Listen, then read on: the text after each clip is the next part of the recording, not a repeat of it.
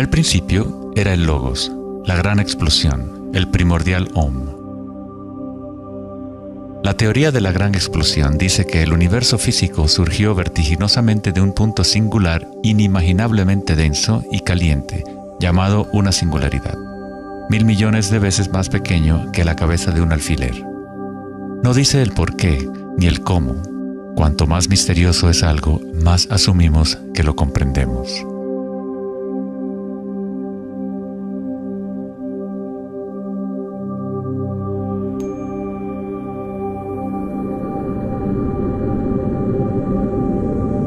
Antes se pensaba que la gravedad haría que se desacelerara eventualmente la expansión del universo, o que lo contraería en una gran implosión. Sin embargo, las imágenes del telescopio Hubble demuestran que la expansión del universo parece estar acelerándose, expandiéndose más y más desde su origen en la gran explosión. De alguna manera, hay más masa en el universo de la cual la física había predicho.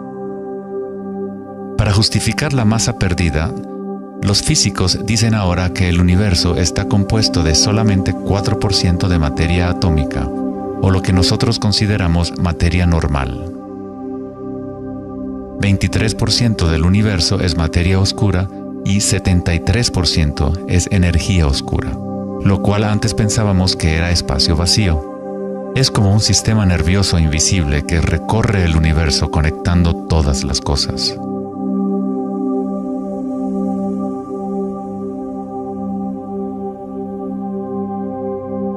Los antiguos maestros védicos enseñaban Nada Brahma.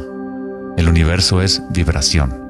El campo vibratorio es la raíz de toda experiencia espiritual e investigación científica verdaderas. En el mismo campo de energía que santos, budas, yogis, místicos, chamanes, sacerdotes y videntes han observado al observar en su interior.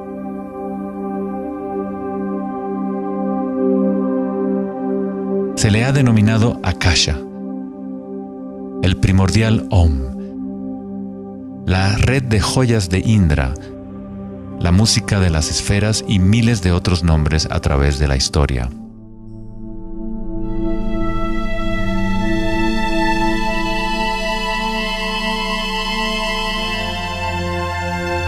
Es la raíz común de todas las religiones. Y el vínculo entre nuestros mundos interiores y exteriores.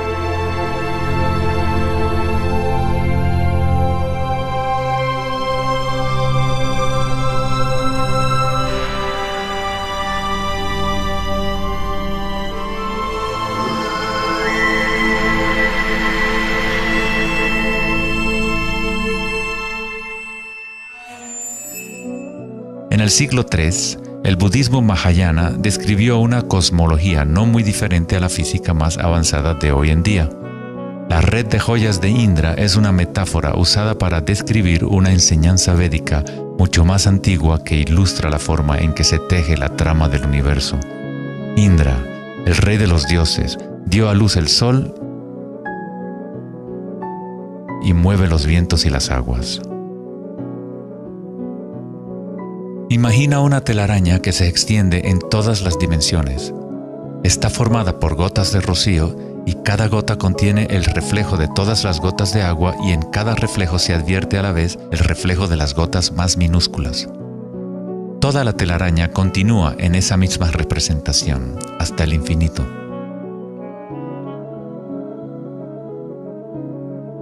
La red de Indra podría ser descrita como un universo holográfico, donde hasta el más mínimo rayo de luz contiene el patrón completo de la totalidad.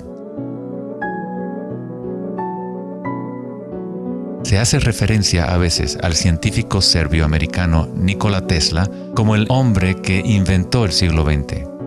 Tesla fue el responsable del descubrimiento de la electricidad de corriente alterna y muchos otros inventos que ahora son parte de la vida cotidiana.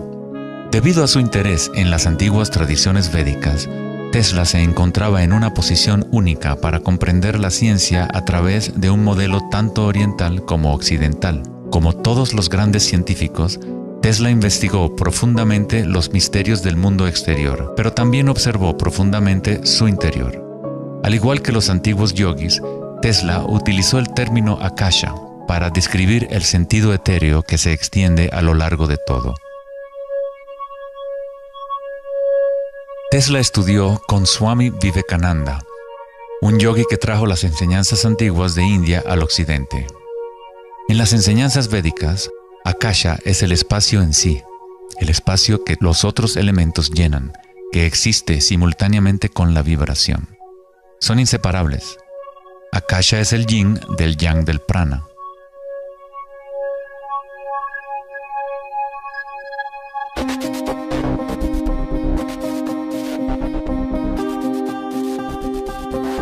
Un concepto moderno que nos puede ayudar a conceptualizar a Akasha, o la sustancia primaria, es la idea de los fractales. No fue sino hasta la década de los 80 que los avances en las computadoras nos permitieron visualizar y reproducir en realidad matemática los patrones de la naturaleza. El término fractal fue acuñado en 1980 por el matemático Benoit Mandelbrot, que estudió ciertas ecuaciones matemáticas simples de cuando se repiten, producen una serie interminable de cambios en las formas matemáticas o geométricas dentro de un marco limitado. Son limitadas, pero al mismo tiempo infinitas. Un fractal es una forma geométrica aproximada que se puede dividir en partes, cada una de las cuales es aproximadamente del tamaño de una copia reducida del patrón completo, una propiedad llamada autosemejanza. Los fractales de Mandelbrot han sido llamados las huellas digitales de Dios.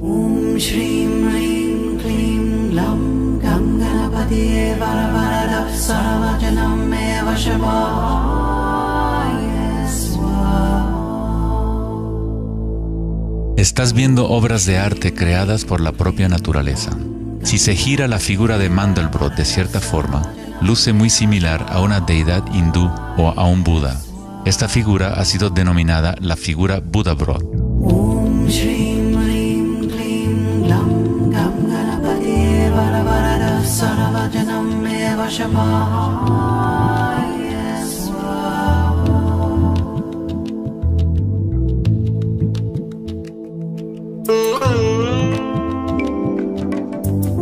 Si nos fijamos en algunas formas de arte y arquitectura antigua, veremos que los humanos hemos asociado la belleza y lo sagrado con patrones fractales desde hace ya mucho tiempo.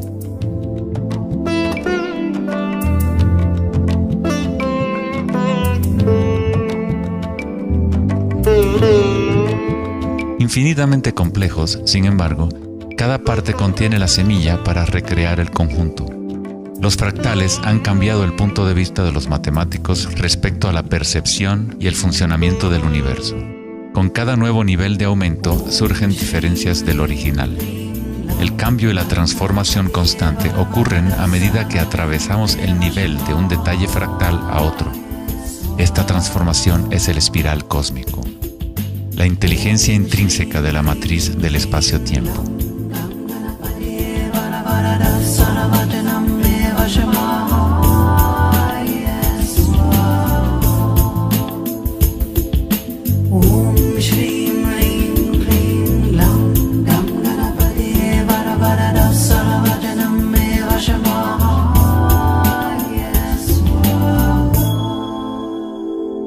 Los fractales son caóticos en su esencia, contienen ruido y orden. Cuando nuestras mentes reconocen o definen un patrón, nos enfocamos en él como si fuera una cosa. Tratamos de encontrar los patrones que consideramos bellos, pero a fin de sostenerlos en nuestras mentes, debemos apartar el resto del fractal.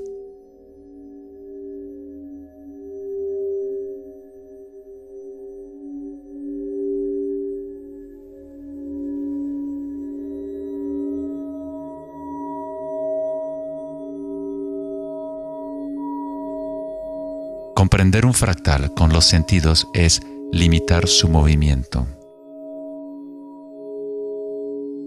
Toda la energía del universo es neutral, atemporal y carece de dimensiones.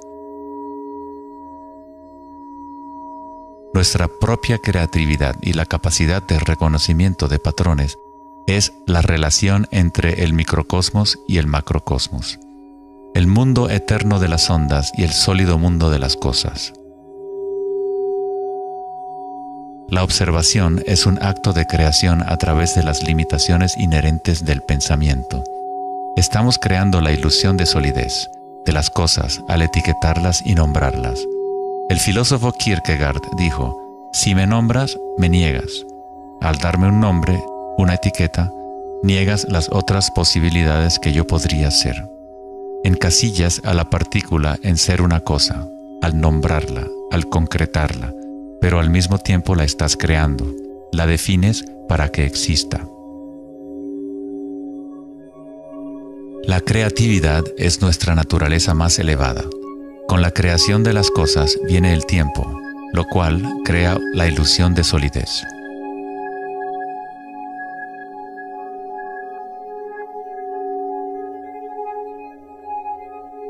Einstein fue el primer científico en comprender que lo que nosotros consideramos espacio vacío no es la nada, posee propiedades y casi incalculables cantidades de energía son parte intrínseca de la naturaleza del espacio.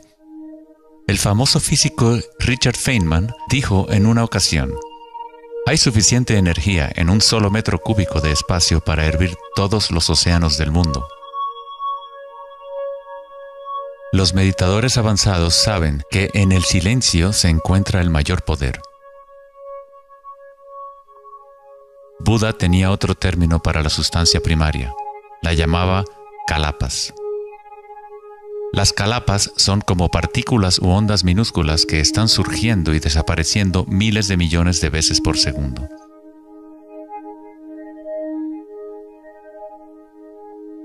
En ese sentido, la realidad es como una serie de cuadros en una cámara holográfica moviéndose rápidamente para crear la ilusión de continuidad. Cuando la conciencia se queda completamente inmóvil, se comprende la ilusión, pues es la conciencia misma la que genera la ilusión.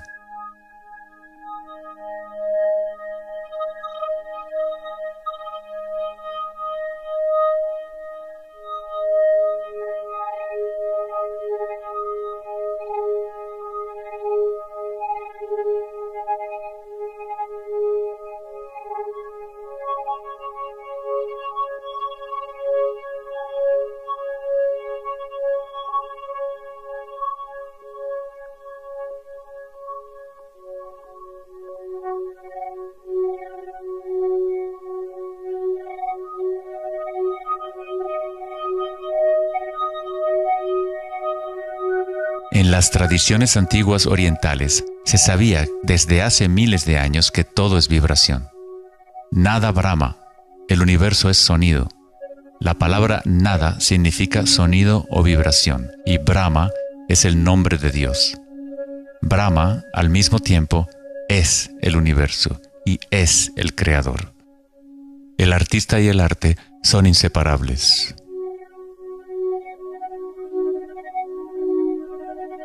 En los Upanishads, uno de los más antiguos registros de los seres humanos en la antigua India, se dice que Brahma, el creador, estaba sentado sobre una flor de loto, abrió los ojos y el mundo surgió. Brahma cierra sus ojos y un mundo entero cesa de existir. Algunos místicos, yogis y sabios han sostenido que hay un campo a nivel de la raíz de la conciencia, el campo akáshico o los registros akáshicos, donde toda la información, todas las experiencias pasadas, presentes y futuras existen ahora y siempre. Es este campo o matriz de la que surgen todas las cosas. Desde las partículas subatómicas, las galaxias, las estrellas, los planetas y toda la vida.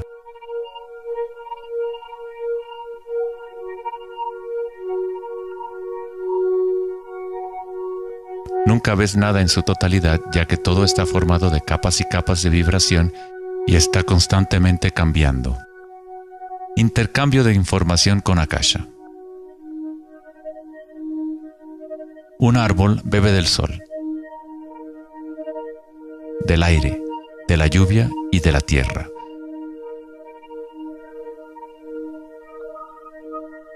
Un mundo de energía entra y sale de esta cosa llamada árbol.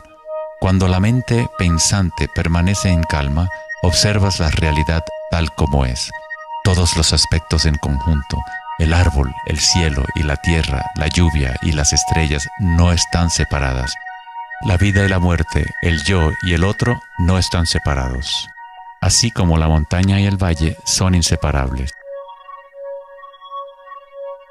En las tradiciones indígenas de los Estados Unidos y en otras tradiciones indígenas, se dice que cada cosa tiene espíritu, lo cual es otra forma de decir, todo está conectado con la única fuente de vibración.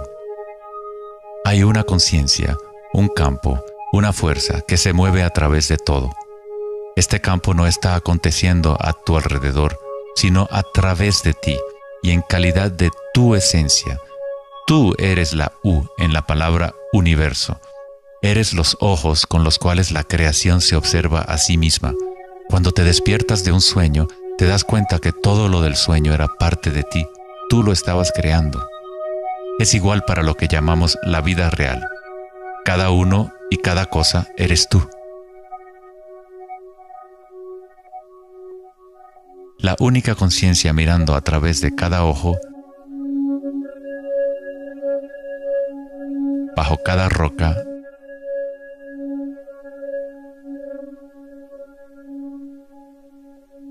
dentro de cada partícula.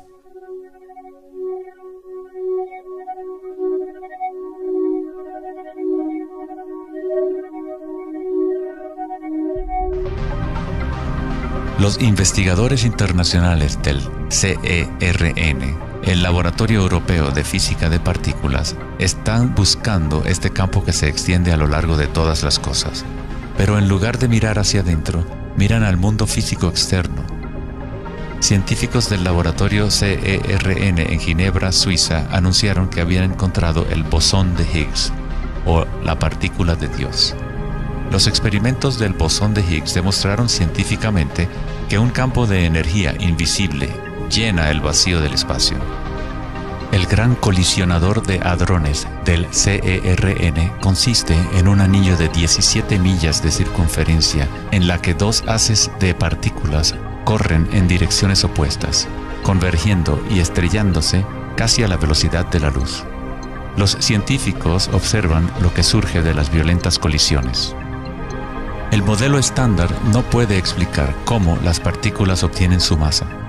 Todo parece estar compuesto de vibraciones, pero no hay ninguna cosa que esté siendo vibrada. Es como si hubiera un bailarín invisible, una sombra, danzando oculta en el valle del universo. Los demás bailarines siempre han danzado alrededor de este bailarín oculto. Hemos observado la coreografía, pero hasta ahora no podíamos ver el bailarín.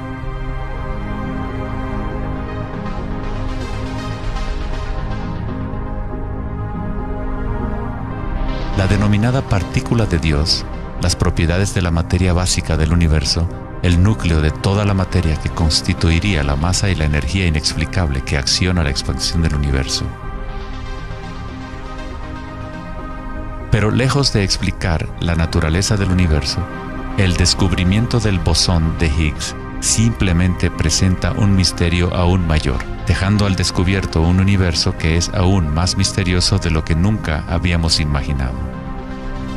La ciencia se acerca al umbral entre la conciencia y la materia. El ojo con el cual observamos el campo primordial y el ojo con el cual el campo nos observa son uno y el mismo.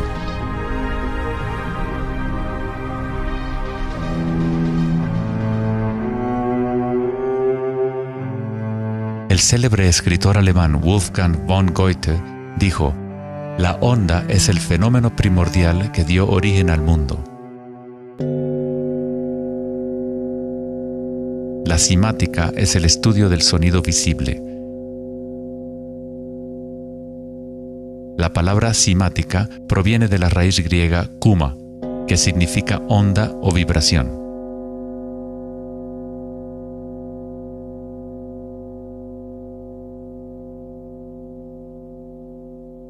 Uno de los primeros científicos occidentales que estudió con seriedad el fenómeno de las ondas fue Ernst Chladni, un músico y físico alemán que murió en el siglo XVIII. Chladni descubrió que cuando colocaba arena en placas de metal y luego hacía vibrar las placas con un arco de violín, la arena se organizaba en figuras con patrones.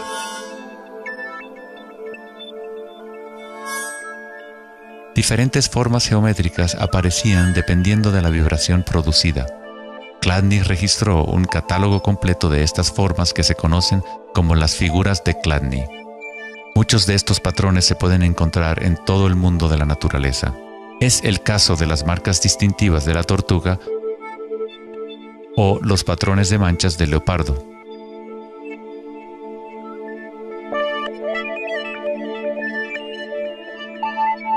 El estudio de los patrones Chladni o patrones ximáticos es uno de los métodos secretos con el que los fabricantes de alta calidad de guitarras, violines y otros instrumentos prueban la calidad del sonido que emiten.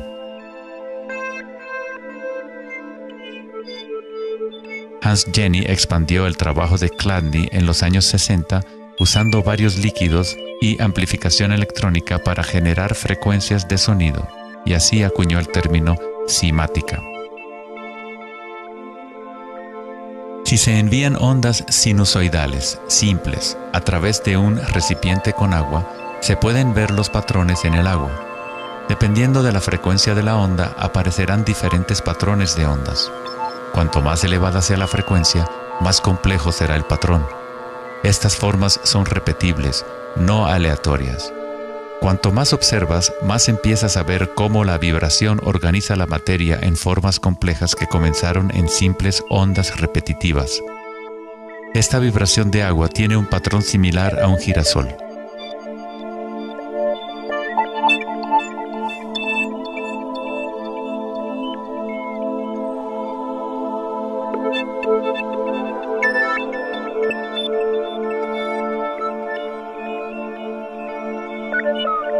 Tan solo cambiando la frecuencia de sonido se obtiene un patrón diferente.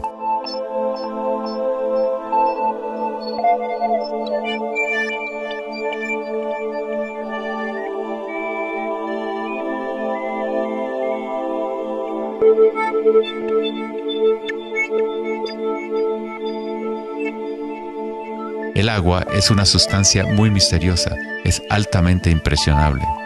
Es decir, puede recibir y retener la vibración.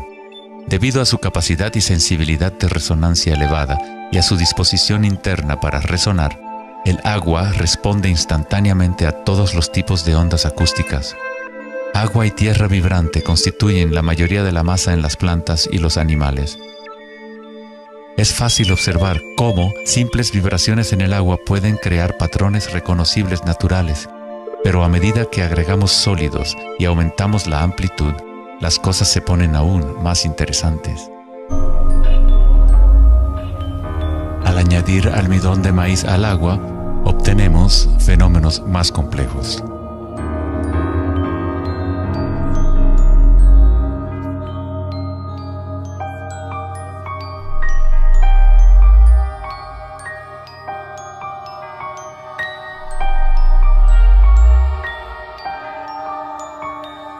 Tal vez, los principios de la vida en sí se pueden observar conforme las vibraciones mueven la burbuja de almidón de maíz en lo que parece ser un organismo en movimiento.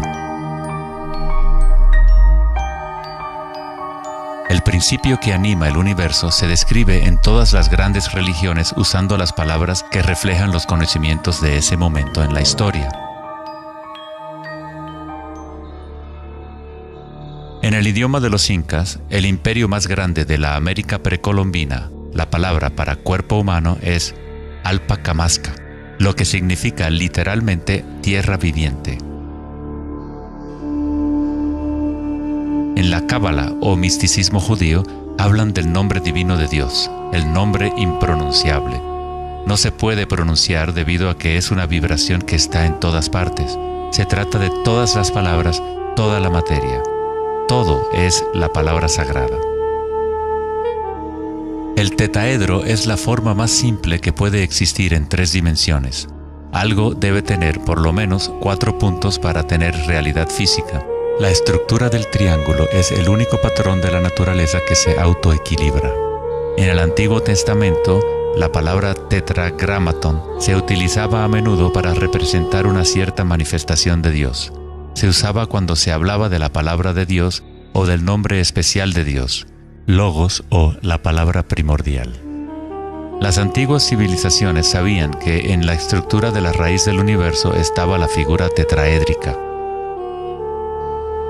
De esta forma, la naturaleza exhibe un impulso fundamental hacia el equilibrio, Shiva, pero a la vez exhibe un impulso fundamental hacia el cambio, Shakti.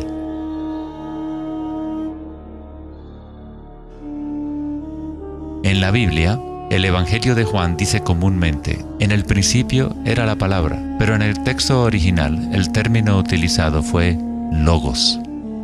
El filósofo griego Heráclito, quien vivió alrededor de 500 años antes de Cristo, se refirió al logos como algo fundamentalmente incognoscible, el origen de toda repetición, patrón y forma. Los filósofos estoicos que siguieron las enseñanzas de Heráclito identifican el término con el principio inspirador divino que impregna el universo.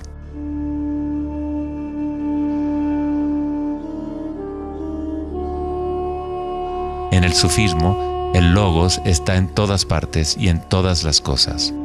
Es aquello de lo cual lo inmanifiesto se manifiesta.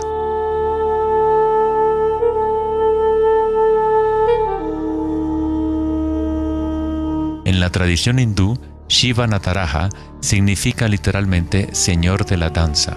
El cosmos entero danza al tambor de Shiva. Todo está imbuido o impregnado con la pulsación. El mundo puede seguir evolucionando y cambiando solo mientras Shiva siga danzando. De otra forma, colapsa de regreso a la nada. Mientras que Shiva representa nuestra conciencia de espectadores, Shakti es la sustancia o la materia del mundo. Mientras que Shiva yace en meditación, Shakti trata de incitarlo a la danza. Como el yin y el yang, el bailarín y el baile existen como uno.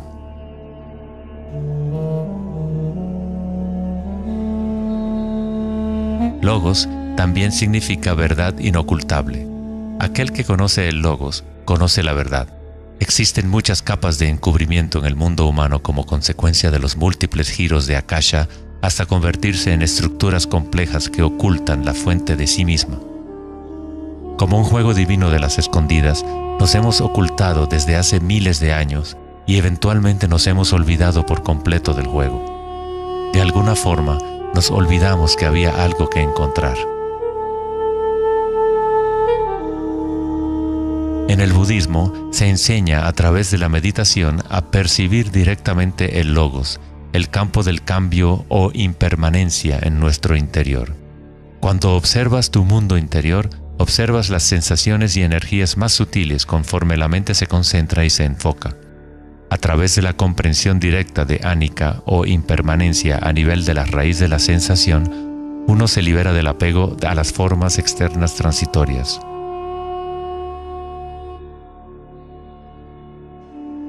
Una vez que tomamos conciencia de que hay un campo vibratorio que es la raíz común de todas las religiones, ¿cómo podemos decir mi religión? O este es mi Om primordial, mi campo cuántico.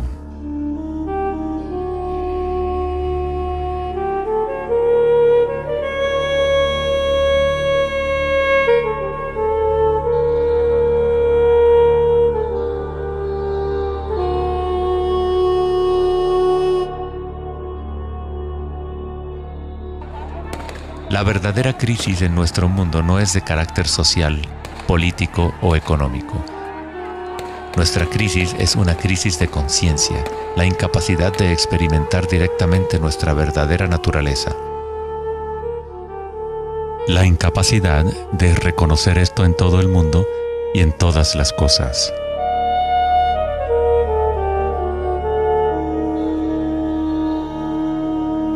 En la tradición budista, el bodhisattva es la persona con una naturaleza búdica despierta. Un bodhisattva se compromete a ayudar a despertar a cada ser en el universo, comprendiendo que solo hay una conciencia. Para despertar el verdadero ser, uno debe despertar a todos los seres.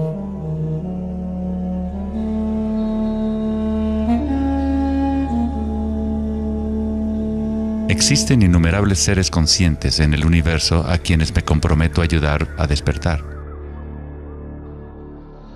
Mis imperfecciones son inagotables.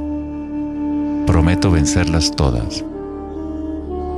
El Dharma es inescrutable. Me comprometo a conocerlo. El camino a despertar es inalcanzable. Me comprometo a alcanzarlo.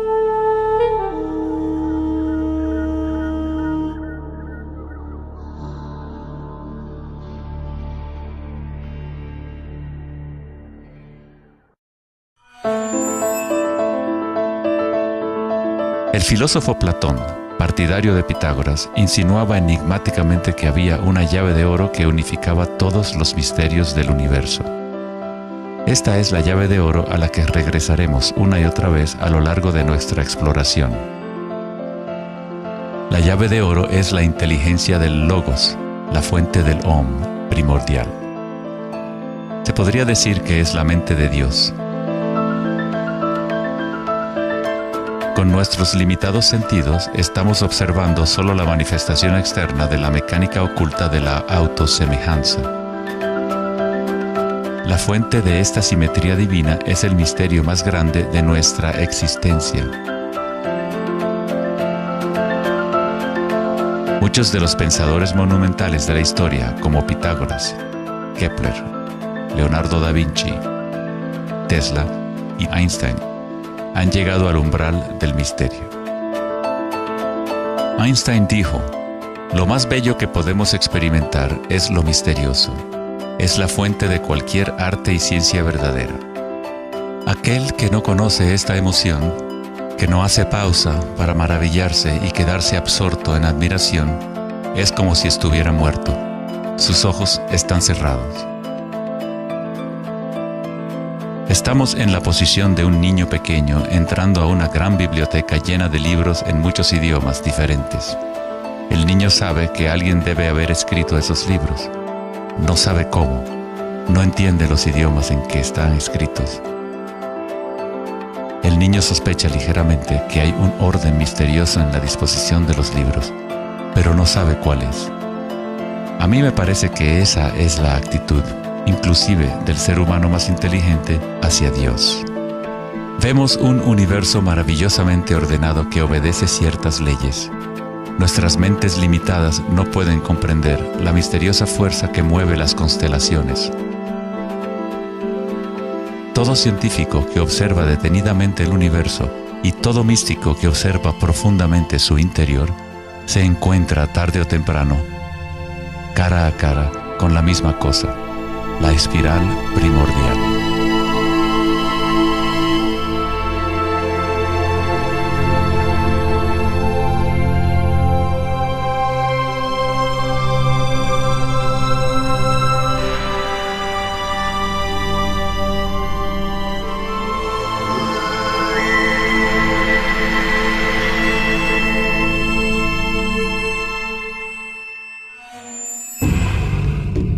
Mil años antes de la creación del antiguo observatorio de Stonehenge, la espiral era un símbolo predominante en la Tierra. Las espirales antiguas se pueden encontrar por todas partes del mundo. Miles de espirales antiguas como estas se pueden encontrar en toda Europa, Nuevo México y Utah en Estados Unidos, Australia, China y Rusia, en virtualmente todas las culturas indígenas de la Tierra. Las espirales antiguas simbolizan el crecimiento, la expansión y la energía cósmica encarnada en el Sol y en el cielo. La forma espiral refleja el macrocosmos del universo mismo revelándose. En las tradiciones indígenas, la espiral es la fuente energética, la madre primordial. Las espirales neolíticas de Newgrange, Irlanda, se remontan a 5000 años.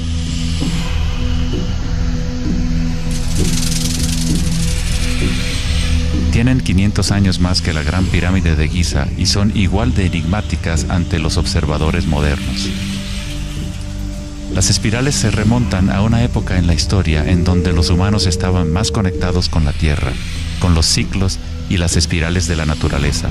Una época en que los seres humanos se identificaban menos con los pensamientos. La espiral es lo que percibimos como la fuerza de torsión en el universo. El prana, o fuerza creativa, hace girar a Akasha en una secuencia de formas sólidas. Se encuentra en todos los niveles entre el macrocosmos y el microcosmos, desde las galaxias espirales hasta los sistemas meteorológicos, el agua en tu bañera y tu ATN.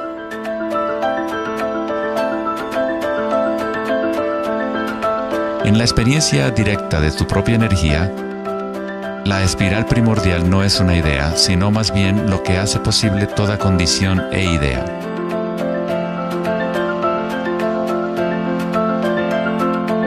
Varios tipos de espirales y hélices se encuentran en todo el mundo de la naturaleza. Caracoles,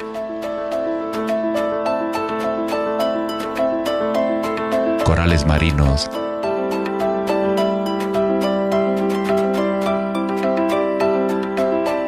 telarañas,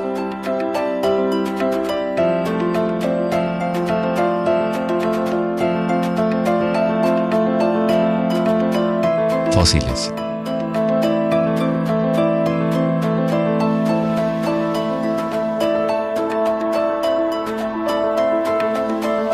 En las colas de los caballitos de mar,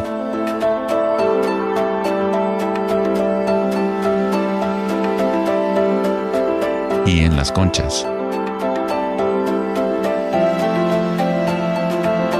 Muchas espirales en la naturaleza se pueden observar como espirales logarítmicas o espirales en crecimiento.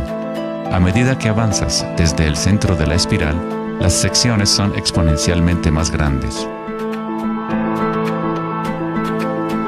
Al igual que la red de joyas de Indra, las espirales logarítmicas son autosemejantes u holográficas, de manera que las características de cada parte reflejan el conjunto. Hace 2400 años, en la antigua Grecia, Platón consideraba la proporción geométrica continua como el vínculo cósmico más profundo. La sección áurea, o número áureo, o proporción divina, era el secreto más grande de la naturaleza. La sección áurea puede expresarse como la relación de A más B a es igual a la relación de A B. Para Platón, el alma del mundo se vincula en una sola resonancia armónica. El mismo patrón pentagonal que existe en una estrella de mar o en una rebanada de quimbombo se puede observar en la trayectoria del planeta Venus trazada en el cielo nocturno durante un periodo de 8 años.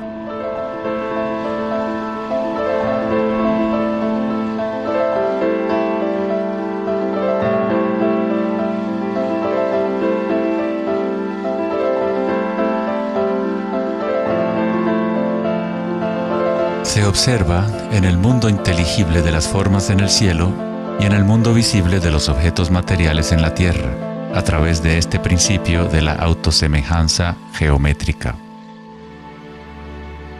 Desde los patrones autosemejantes del brócoli romanesco hasta las ramas de las galaxias, las espirales logarítmicas son patrones omnipresentes y arquetípicos. Nuestra galaxia de la Vía Láctea tiene varias ramas espirales logarítmicas con una pendiente de unos 12 grados. Cuanto mayor la pendiente de la espiral, más compactos son los giros. Al observar una planta que crece a intervalos de tiempo en un video, uno es testigo de su danza con la espiral de la vida.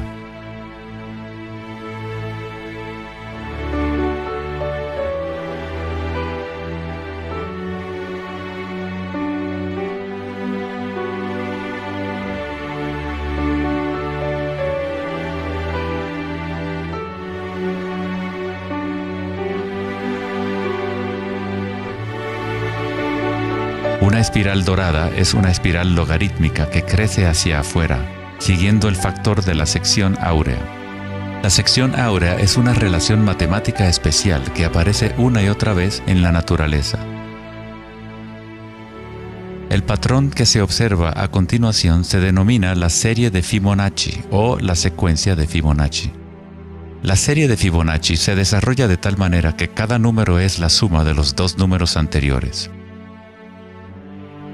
El matemático y astrónomo alemán Kepler descubrió que patrones autosemejantes de espirales son observables de la manera en la cual las hojas están dispuestas en los tallos de las plantas, o en el orden de los pétalos y los capullos de las flores.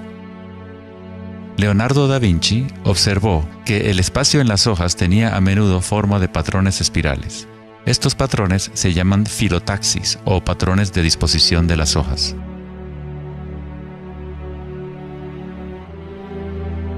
La disposición filotaxis se puede observar en los nucleótidos independientes del ADN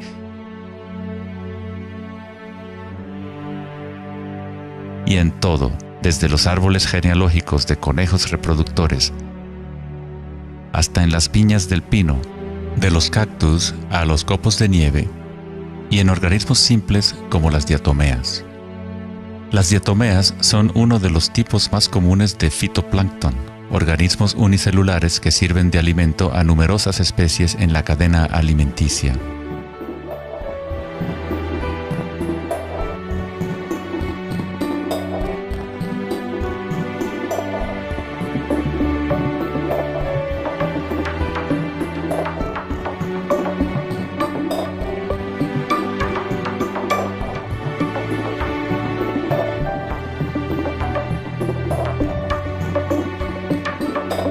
¿Cuánta matemática debes saber para ser un girasol o una abeja? La naturaleza no consulta al departamento de física para producir un brócoli. La estructura en la naturaleza ocurre automáticamente. Los científicos en el campo de la nanotecnología utilizan el término autoensamblaje para describir la forma en la cual se forman los complejos, como en la fase inicial de la formación hexagonal de ADN. En la ingeniería de la nanotecnología, los nanotubos de carbono se componen de una disposición similar de materiales. La naturaleza hace este tipo de geometría una y otra vez sin esfuerzo, automáticamente, sin una calculadora. La naturaleza es precisa y extremadamente eficiente. Según el famoso arquitecto y autor Buckminster Fuller, estos patrones son una función del espacio-tiempo. El ADN y el panal de abejas tienen esa forma por la misma razón que una burbuja es redonda. Es la forma más eficiente que requiere la menor cantidad de energía. El espacio en sí tiene una forma y permite solo ciertas configuraciones de la materia, siempre volviendo a lo más eficiente. Estos patrones son la forma más fuerte y eficiente de construir estructuras arquitectónicas como las cúpulas geodésicas.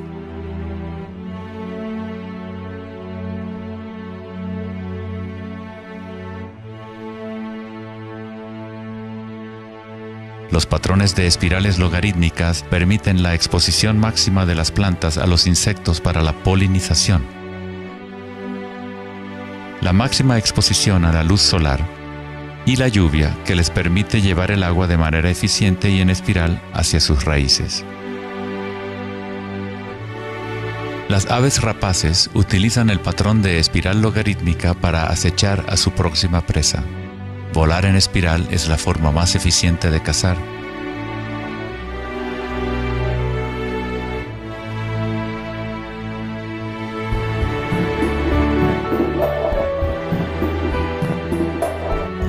Nuestra capacidad de observar el akasha danzando la espiral de la vida hacia una forma material se relaciona con la habilidad de percibir la belleza y la simetría en la naturaleza.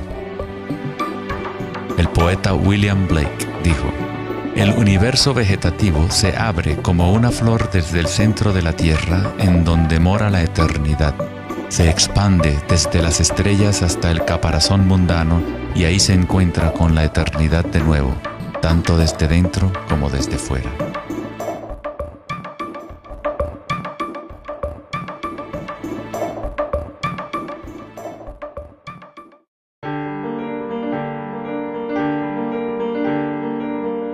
estudio de los patrones en la naturaleza no es algo familiar en el mundo occidental, pero en la antigua China, esta ciencia es conocida como Li.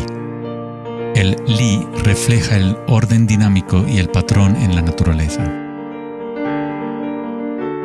Pero no es considerado algo estático, congelado o inmutable como un mosaico. Es un patrón dinámico que se materializa en todos los seres vivos.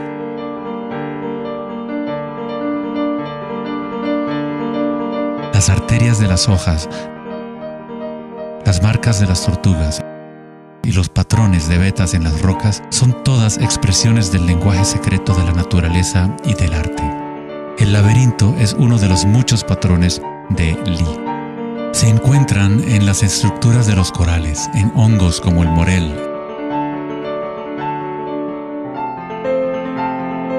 en coles y en el cerebro humano. El patrón celular es otro patrón común en la naturaleza. Existe una gran variedad de diferentes estructuras celulares, pero todas tienen un orden similar definido según su propósito y función.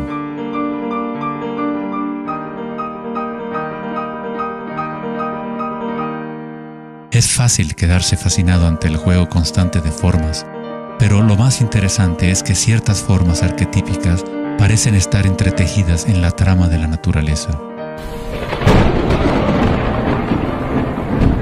El patrón de ramificación es otro patrón Li, o modelo arquetípico observable en todos los niveles y en todas las escalas fractales.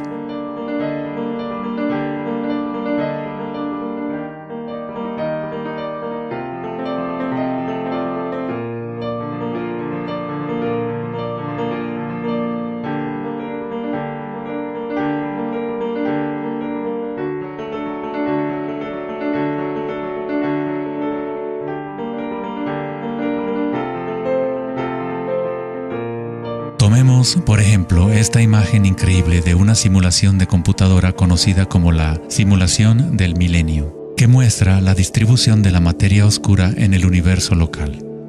Fue creada por Max Planck Society en Alemania. La materia oscura es lo que antes considerábamos espacio vacío. Es como un sistema nervioso invisible que recorre todo el universo.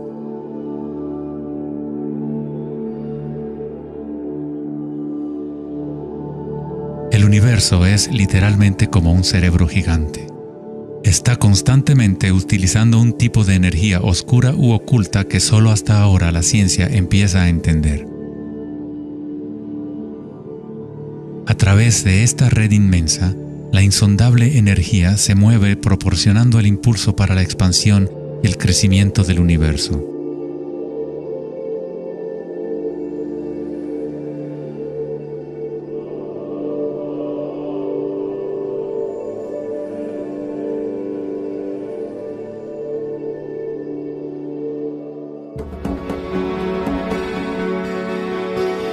La naturaleza crea patrones de ramificación automáticamente cuando creamos las condiciones adecuadas. La naturaleza es una máquina generadora de arte o un motor creador de belleza. Aquí, la electricidad se utiliza para hacer crecer las ramas de cristal plata. El metraje es en intervalos de tiempo a medida que crecen durante varias horas. Los cristales se forman sobre el cátodo de aluminio cuando los iones se depositan por electrólisis a partir de una solución de nitrato de plata. La formación es autoorganizadora. Estás viendo arte generado por la propia naturaleza. Johann Wolfgang von Goethe dijo: "La belleza es una manifestación de las leyes secretas de la naturaleza, que de otra manera estarían ocultas para nosotros por siempre". En este sentido, todo en la naturaleza está vivo, organizándose a sí mismo. Cuando se usa alto voltaje en la ramificación fractal, esto se vuelve todavía más obvio. Está sucediendo en tiempo real.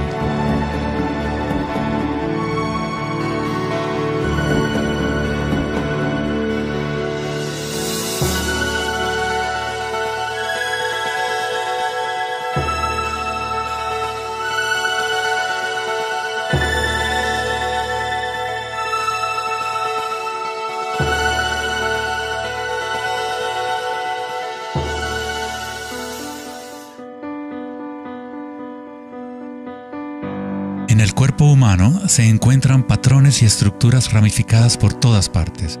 Son, por supuesto, el sistema nervioso de la medicina occidental. Pero en la medicina china, ayurvédica y tibetana, los meridianos de energía son un componente esencial para entender cómo funciona el cuerpo. Los nadis o meridianos de energía forman estructuras ramificadas. Una autopsia no revelará los chakras o nadis, pero eso no quiere decir que no existen. Es necesario refinar las herramientas que usamos para poder observar. En primer lugar, debes aprender a acallar tu mente. Solo entonces podrás ver estas cosas primero en tu interior.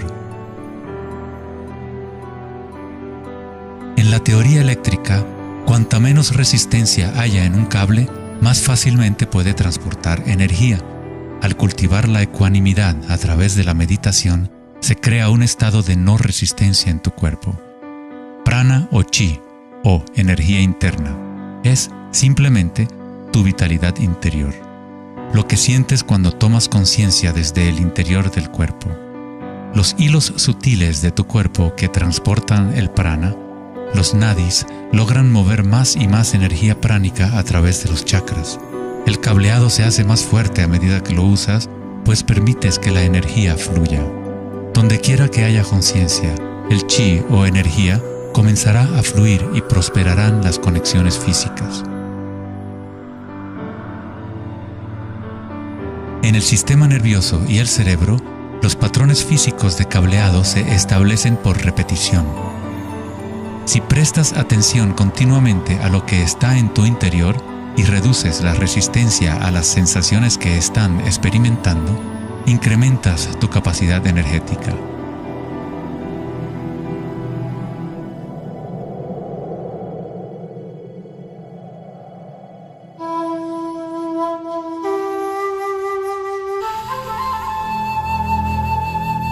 En el taoísmo, el símbolo del yin y el yang representa la interpenetración de las fuerzas en espiral de la naturaleza. El yin y el yang no son dos y no es uno. El antiguo concepto del ara está representado por un yin y yang o remolino en espiral. Es el centro de energía localizado en el abdomen, debajo del ombligo. Ara significa literalmente mar u océano de energía. En China, el ara es llamado el Dantien inferior. En muchas formas de artes marciales asiáticas, se dice que el guerrero con ara fuerte es imparable. En la tradición samurái, una forma de suicidio ritual o seppuku era el harakiri. Esto significa traspasar tu propio ara, desconectando el chi o canal de energía. Moverse desde este centro crea el movimiento enraizado y lleno de gracia que se ve no solo en las artes marciales,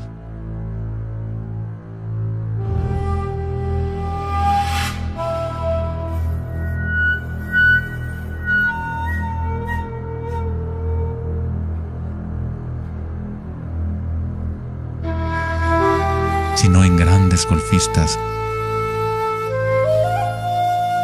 bailarinas de danza del vientre,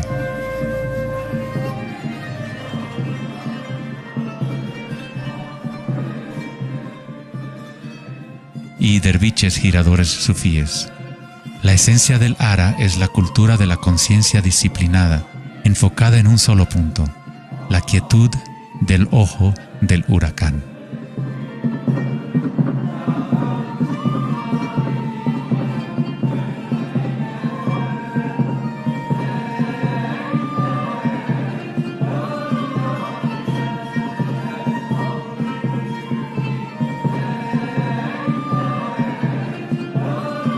Es el instinto de nuestras entrañas con relación a nuestra propia fuente de energía.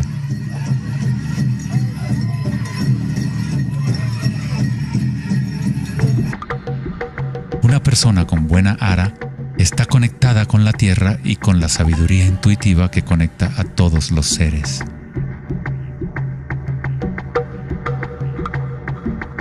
Pensar con tu vientre, el ara de Kengasai, es conectarte con tu sabiduría interior.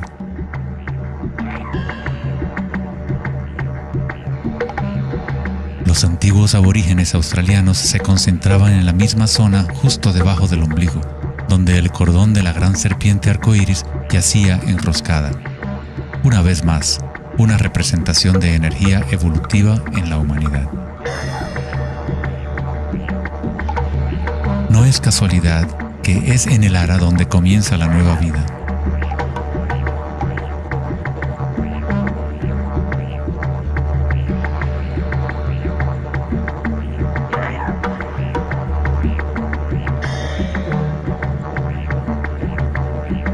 El sistema nervioso entérico, a veces llamado cerebro intestinal, es capaz de mantener una matriz compleja de conexiones similares a las del cerebro en la cabeza, con sus propias neuronas y neurotransmisores. Puede actuar de forma autónoma, es decir, con su propia inteligencia. Se podría decir que el cerebro intestinal es una versión fractal del cerebro de la cabeza, o tal vez el cerebro de la cabeza es una versión fractal del cerebro intestinal. Un oso sano tiene un ara fuerte. Cuando un oso sabe dónde hurgar para encontrar hierbas, sigue el movimiento del chi a través de sus sentidos, centrando en el ara o vientre.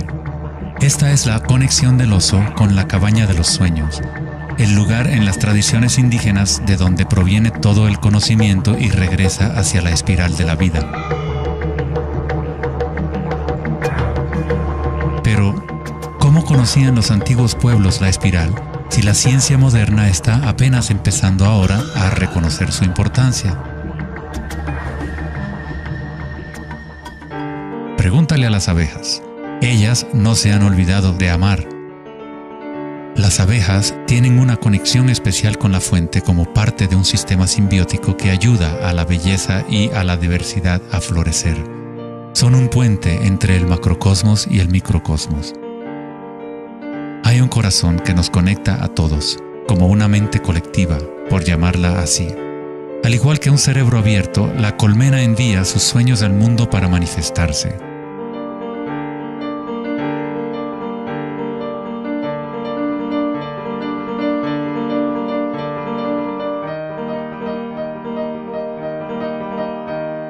En la naturaleza, muchas criaturas saben cómo actuar en el unísono para moverse con un solo espíritu, en una sola dirección.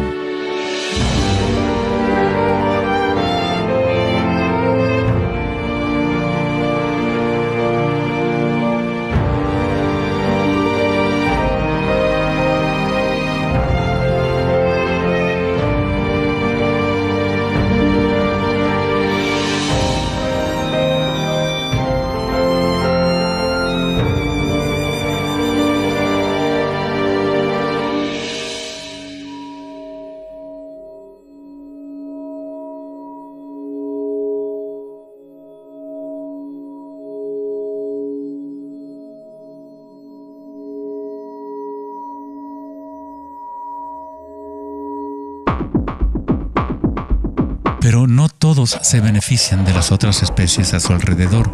Por ejemplo, la cigarra devora todo en su camino. Una cigarra no tiene ninguna otra opción que actuar como cigarra. Nunca va a producir miel ni a polinizar plantas como una abeja. El comportamiento de una cigarra es rígido, pero un ser humano es único en el sentido de que podemos actuar como una abeja o como una cigarra. Tenemos la libertad de cambiar y manipular los patrones de la forma en que interactuamos con el mundo. Podemos existir en simbiosis o como parásitos.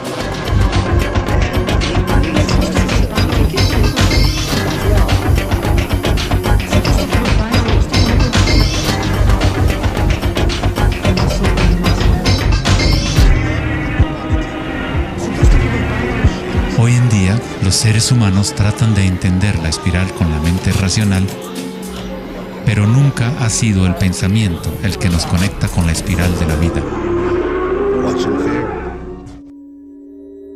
Siempre hemos estado conectados.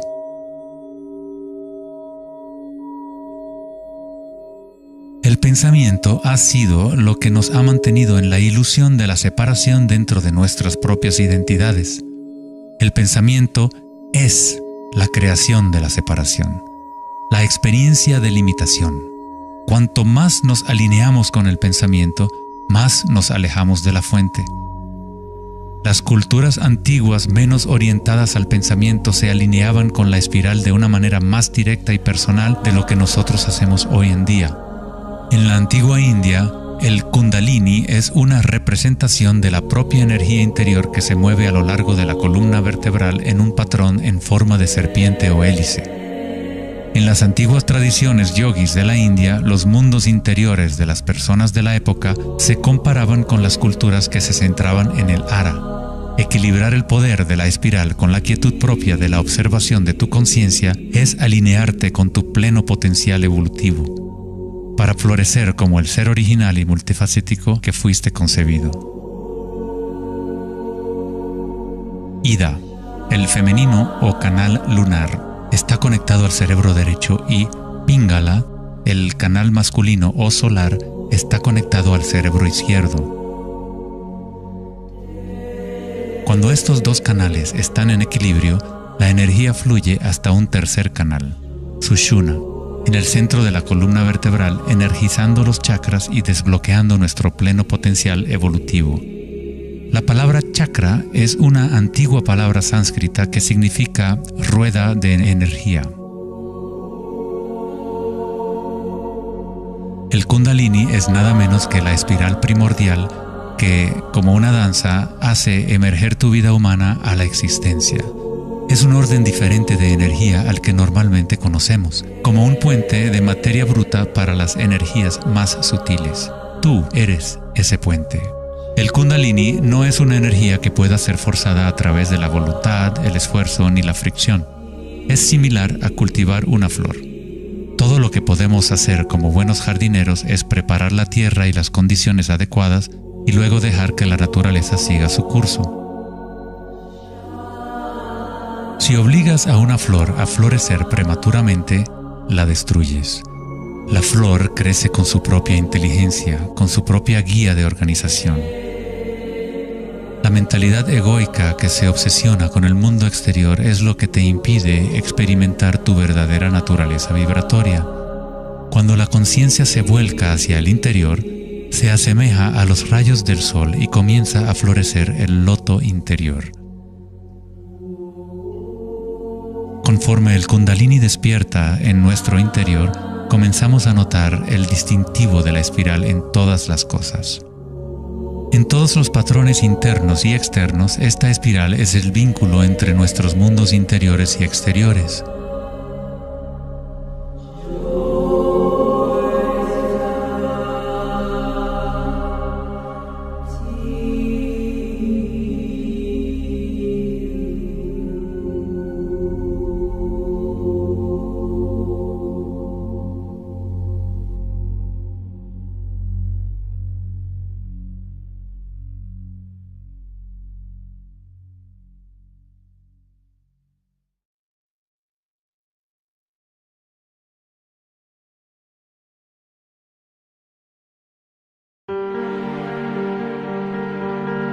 Antes de los albores de la civilización occidental y del lenguaje escrito, la ciencia y la espiritualidad no eran dos cosas separadas.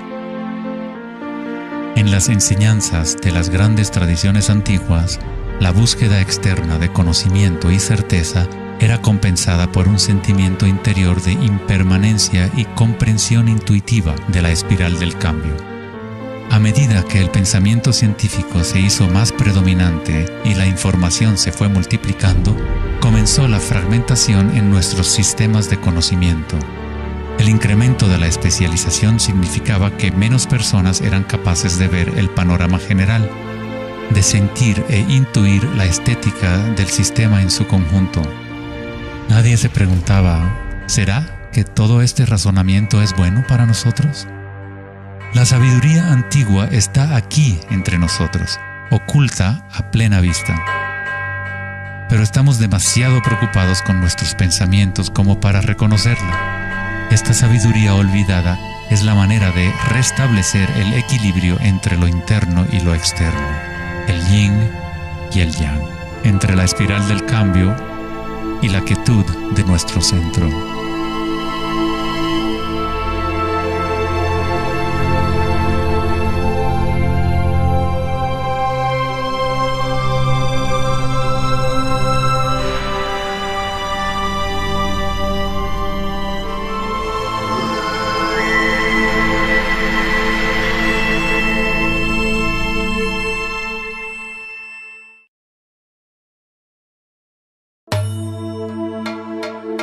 En la leyenda griega, Asclepio era hijo de Apolo y dios de la medicina. Su sabiduría y habilidades para la curación eran insuperables, y se decía que había descubierto el secreto mismo de la vida y la muerte. En la antigua Grecia, los templos de curación asclepianos reconocían el poder de la espiral primordial. Esto está simbolizado por la vara de Asclepios. Se dice que Hipócrates, el padre de la medicina, cuyo juramento todavía constituye el código moral de la profesión médica, se entrenó en un templo asclepiano. Hasta el día de hoy, este símbolo de nuestra energía evolutiva se mantiene como el logotipo de la Asociación Médica Americana y otras organizaciones médicas en todo el mundo. En la iconografía egipcia, la serpiente y el pájaro representan la dualidad o polaridad de la naturaleza humana.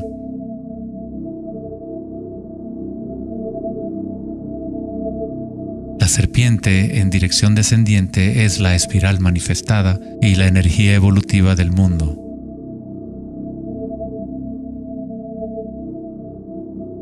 El pájaro es la dirección ascendiente, la corriente dirigida hacia el sol o la concientización unívoca del despertar, el vacío de Akasha.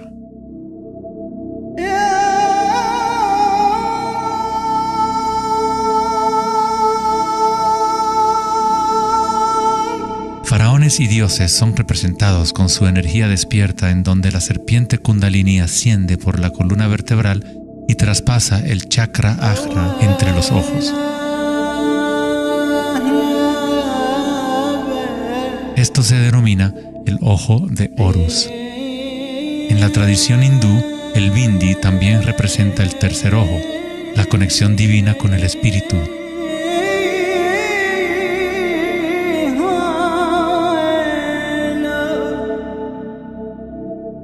La máscara de Tutankamón es un ejemplo clásico que muestra temas de serpientes y aves.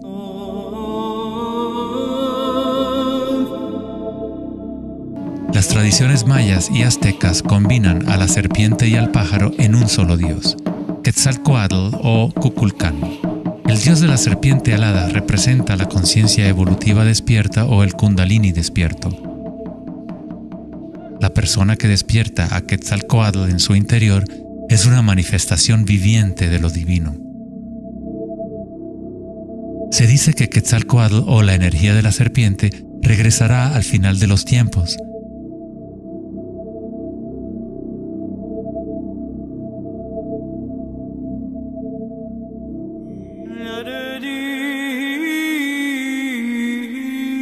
Los símbolos de la serpiente y las aves se pueden también encontrar en el cristianismo. Su significado real podría estar codificado de una manera más profunda, pero el significado es el mismo que en otras tradiciones antiguas. En el cristianismo, el pájaro o paloma que se ve a menudo sobre la cabeza de Cristo representa al Espíritu Santo o Kundalini Shakti a medida que asciende al sexto chakra y más allá. Los místicos cristianos llaman al Kundalini por otro nombre, Espíritu Santo. En Juan 3:14 dice: así como Moisés levantó la serpiente en el desierto, así también es necesario que el Hijo del Hombre sea levantado. Jesús y Moisés despertaron su energía Kundalini, trayendo el despertar de la conciencia a las fuerzas inconscientes reptilianas que rigen los deseos del ser humano. Se dice que Jesús pasó 40 días y 40 noches en el desierto, durante los cuales fue tentado por Satanás. De igual forma, Buda fue tentado por Mara cuando estaba sentado en busca de la iluminación bajo el árbol Bodhi o árbol de la sabiduría. Tanto Cristo como Buda tuvieron que alejarse de la tentación de los placeres sensoriales y mundanos.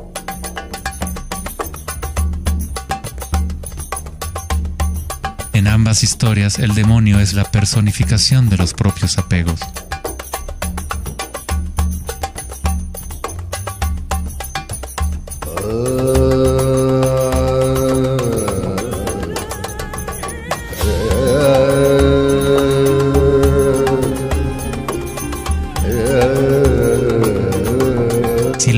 la historia de Adán y Eva a través de la luz de las tradiciones védicas y egipcias, descubrimos que la serpiente que vigila el árbol de la vida es el Kundalini. La manzana representa el encanto y la tentación del mundo sensorial externo. Distrayéndonos del conocimiento del mundo interior, del árbol del conocimiento interior,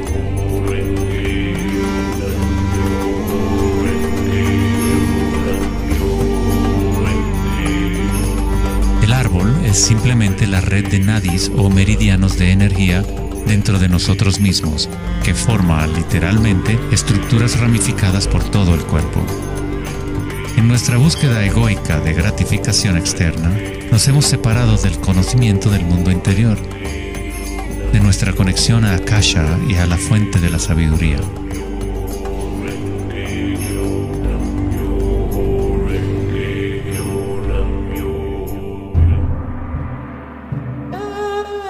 Muchos de los mitos históricos del mundo sobre dragones pueden interpretarse como metáforas de las energías internas de las culturas de las cuales forman parte. En China, el dragón sigue siendo un símbolo sagrado que representa la felicidad. Al igual que los faraones egipcios, los antiguos emperadores chinos que habían despertado sus energías evolutivas fueron representados por la serpiente alada o dragón. El tótem real del emperador de Jade o el emperador celestial muestra un balance similar a los canales de Ida y Pingala. El yin y el yang del taoísmo es el despertar del centro pineal, o como lo denomina el taoísmo, el Dantien superior.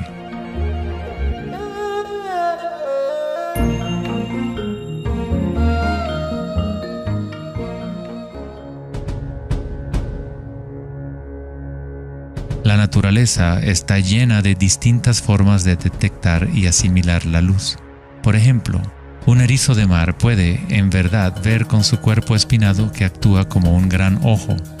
Los erizos detectan la luz que ilumina sus espinas y comparan la intensidad de los rayos para tener una idea de lo que está en su entorno.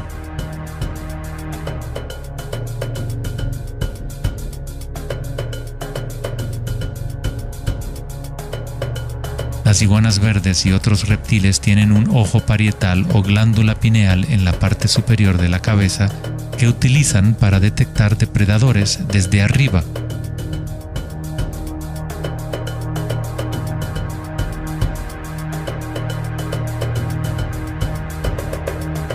La glándula pineal humana es una pequeña glándula endocrina que ayuda a regular los patrones del sueño y vigilia. A pesar de que está oculta profundamente en la cabeza, la glándula pineal es sensible a la luz. El filósofo Descartes reconoció que el área de la glándula pineal o tercer ojo era la interfase entre la conciencia y la materia.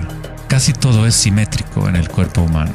2 ojos, 2 oídos, 2 fosas nasales, incluso el cerebro tiene 2 hemisferios. Pero hay un área en el cerebro que no se duplica. Es el área de la glándula pineal y el centro energético que lo rodea. En un nivel físico, ahí se forman naturalmente moléculas únicas como el DMT. El DMT también se forma naturalmente en el momento del nacimiento y en el momento de la muerte, actuando literalmente como un puente único entre el mundo de los vivos y de los muertos. El DMT se produce de forma natural en los estados de meditación profunda o samadhi o a través de medios enteógenos. Por ejemplo, la ayahuasca es usada en tradiciones chamánicas de América del Sur para eliminar el velo entre los mundos internos y externos. La palabra pineal en sí tiene la misma raíz que la piña del pino, pues la glándula pineal representa un patrón espiral de filotaxis similar. Este modelo, que también conocido como flor del patrón de vida, es común en obras de arte antiguas que representan seres iluminados o despiertos. Cuando la imagen de la piña del pino se observa en formas de artes sacras, representa el despertar del tercer ojo, la conciencia unívoca que dirige el flujo de energía evolutiva. La piña del pino representa el florecimiento de los chakras superiores que se activan mientras Sushumna se eleva hasta el chakra Ajna y más allá. En la mitología griega, los seguidores de Dionisio llevaban una panícula o báculo gigante, envuelto en hojas enredadera en espiral y una piña de pino en el extremo superior. Una vez más, representa la energía de Dionisio o Kundalini Shakti, mientras asciende por la columna vertebral al cuerpo pineal del sexto chakra. En el corazón del Vaticano, tal vez esperarías ver una gigantesca escultura de Jesús o María, y en su lugar hay una estructura de piña de pino gigante, lo que indica que en la historia cristiana pudo haber habido conocimiento de los chakras y el Kundalini, pero por alguna razón se mantuvo oculto de las masas. La explicación oficial de la Iglesia es que la piña del pino es un símbolo de regeneración y representa la nueva vida en Cristo.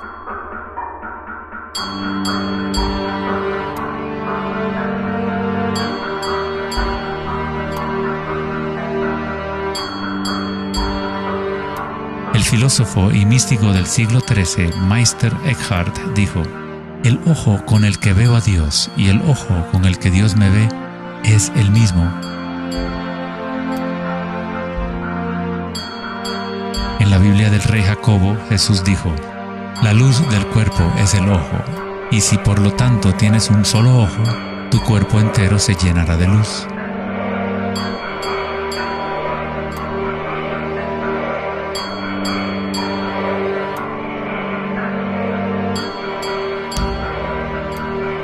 Buda dijo: "El cuerpo es el ojo".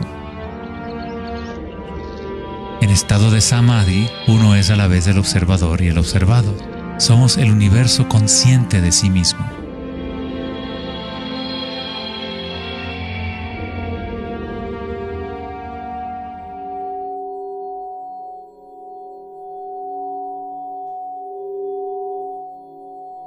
Cuando el Kundalini se activa, estimula el sexto chakra y el centro pineal, y esta zona empieza a recuperar algunas de sus funciones evolutivas.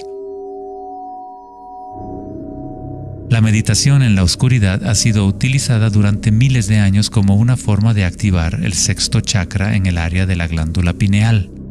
La activación de este centro nos permite ver la luz interior. Ya sea el yogi proverbial o el chamán en retiro profundo en una cueva, un taoísta, un iniciado maya o un monje tibetano, todas las tradiciones incorporan un periodo de tiempo durante el cual uno entra en la oscuridad. La glándula pineal es la puerta a la experiencia directa de la propia energía sutil. El filósofo Nietzsche dijo: "Si miras fijamente al abismo durante el tiempo suficiente, eventualmente descubrirás que el abismo te mira fijamente de regreso". Los dólmenes o las antiguas tumbas en formas de pórtico se encuentran entre las estructuras más antiguas que quedan en la Tierra. La mayoría datan del periodo neolítico de 3000 a 4000 años antes de Cristo, y algunos en Europa occidental tienen 7000 años de antigüedad. El dolmen se utilizaba para entrar en meditación perpetua como una forma para los humanos de formar un puente entre el mundo exterior e interior. A medida que uno continúa meditando en la oscuridad total, eventualmente empieza a observar la energía interna o luz al activarse el tercer ojo. Los ritmos circadianos que se rigen por el sol y los canales de la luna dejan de controlar las funciones del cuerpo y se establece un nuevo ritmo.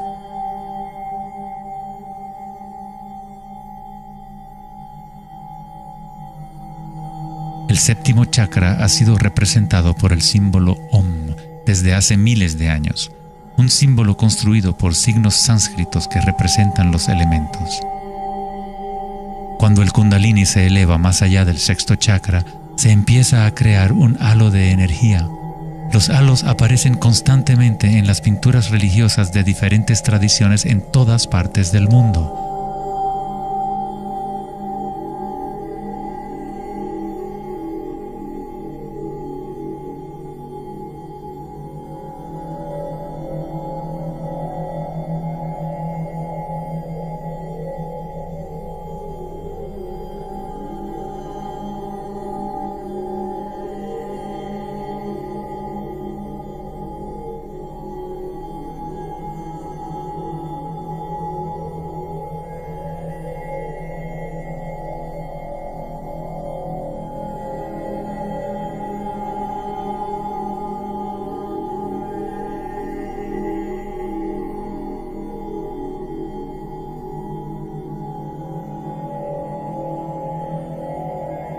El halo, o la imagen de un distintivo energético alrededor de un ser despierto, es común en virtualmente todas las religiones, en todas partes del mundo.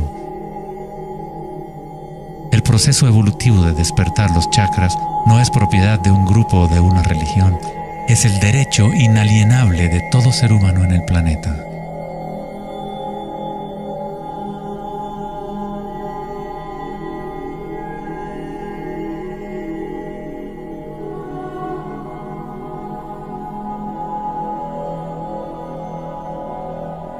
El chakra de la corona es la conexión con lo divino, aquello que está más allá de la dualidad, más allá del nombre y la forma. Akenatón fue un faraón cuya esposa era Nefertiti. Era llamado el Hijo del Sol. Él descubrió Atón, o la palabra de Dios en su interior, uniendo el Kundalini y la conciencia.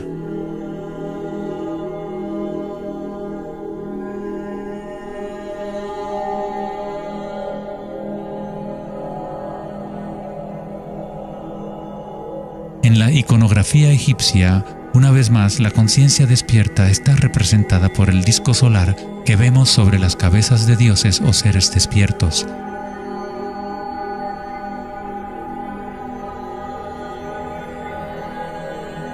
En las tradiciones hindú y yógica, se denomina Sahasrara a ese halo, el loto de 1000 pétalos.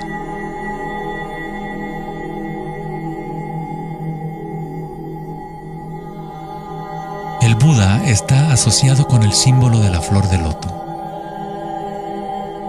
El patrón de filotaxis es el mismo modelo que se puede encontrar en una flor de loto. Es la flor del patrón de la vida, la semilla de la vida. Es el patrón fundamental en el cual todas las formas encajan.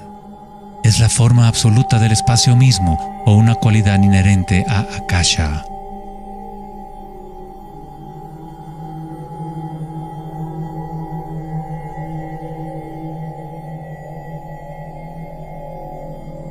En un momento de la historia, el símbolo de la flor de la vida predominaba por toda la tierra. La flor de la vida se encuentra custodiada por leones en lugares más sagrados de China y otras partes de Asia.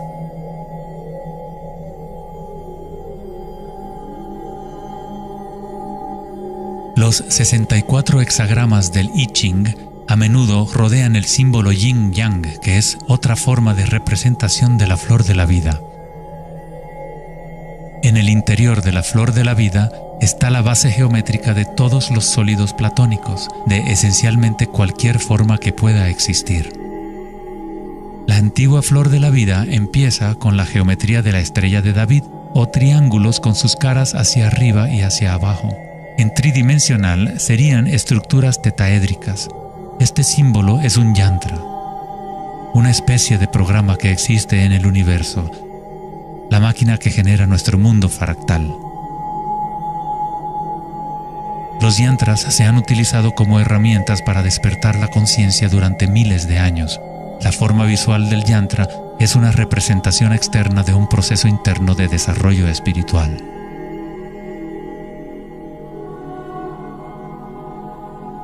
Es la música oculta del universo hecha visible, compuesto por la intersección de formas geométricas y patrones de interferencia.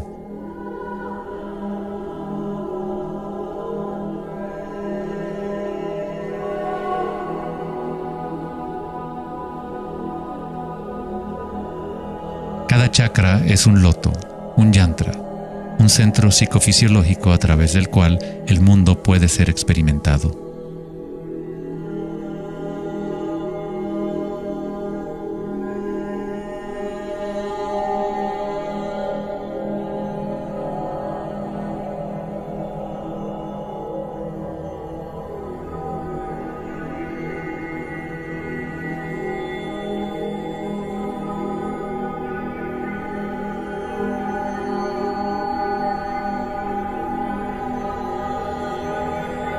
Un yantra tradicional, tal como se puede encontrar en la tradición tibetana, posee valiosas capas de significado, a veces incorporando una cosmología y visión del mundo por completo.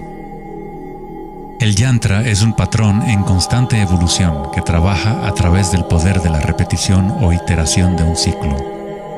El poder del yantra está casi perdido en el mundo de hoy, ya que buscamos significado solo en la forma externa y no lo conectamos a nuestras energías internas a través de la intención.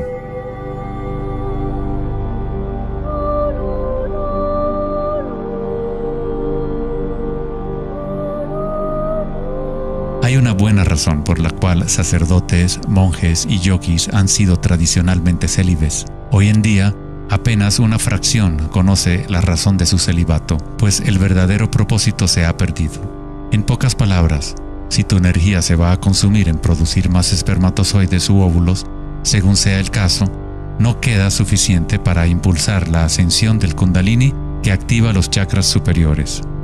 El Kundalini es energía vital, la cual es también energía sexual. Cuando la conciencia se enfoca menos en deseos animales y se coloca en los objetos que reflejan los chakras superiores, esta energía fluye de regreso a la médula espinal ascendiendo hacia esos chakras. Muchas de las prácticas tántricas enseñan a dominar la energía sexual con el fin de poder utilizarla para una mayor evolución espiritual.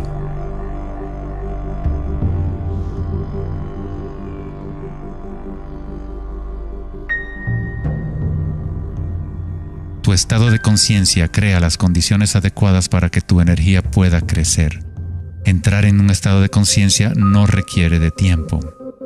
Como dice Eckhart Tolle, la conciencia y la presencia siempre suceden en el ahora. Si estás tratando de hacer que algo suceda, entonces estás creando resistencia hacia lo que es. Es la eliminación de toda resistencia lo que permite que la energía evolutiva se desarrolle. En la tradición yógica antigua, las posturas de yoga se han utilizado para preparar el cuerpo para la meditación. El Hatha Yoga nunca fue enseñado como un régimen de ejercicio, sino como una forma de conectar nuestro mundo interior y exterior.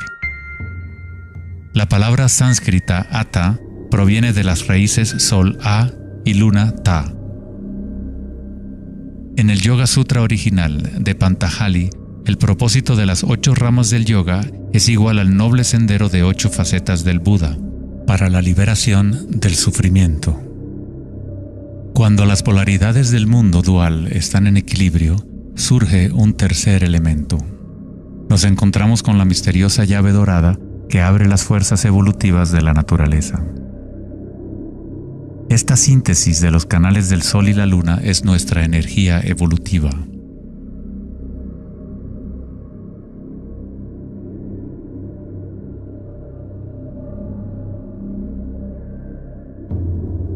Puesto que ahora los seres humanos se identifican casi exclusivamente con sus pensamientos y con el mundo exterior, es en raras ocasiones que un individuo logra el equilibrio entre las fuerzas internas y externas, lo que permite el despertar natural del Kundalini. Para aquellos identificados solo con la ilusión, el Kundalini siempre seguirá siendo una metáfora. Una idea en vez de una experiencia directa de la energía y la conciencia propias.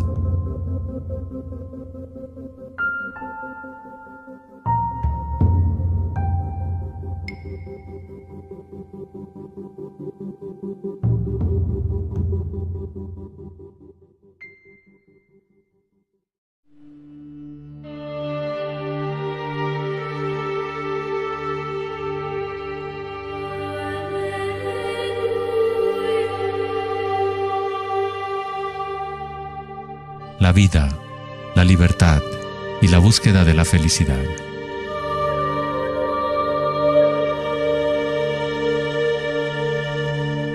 Vivimos nuestras vidas buscando la felicidad allá afuera, como si fuera una mercancía.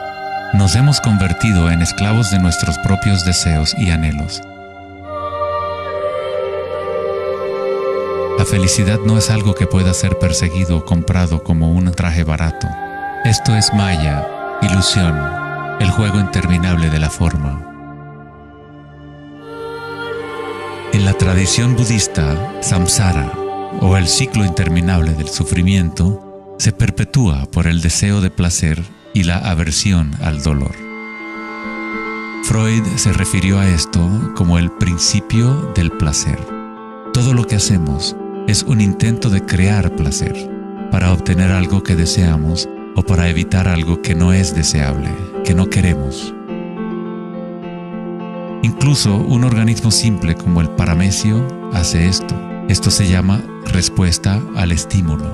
A diferencia de un paramecio, los humanos tenemos más posibilidades de elección. Somos libres para pensar, y ahí radica el problema. Es pensar en lo que deseamos, lo que se ha salido de control.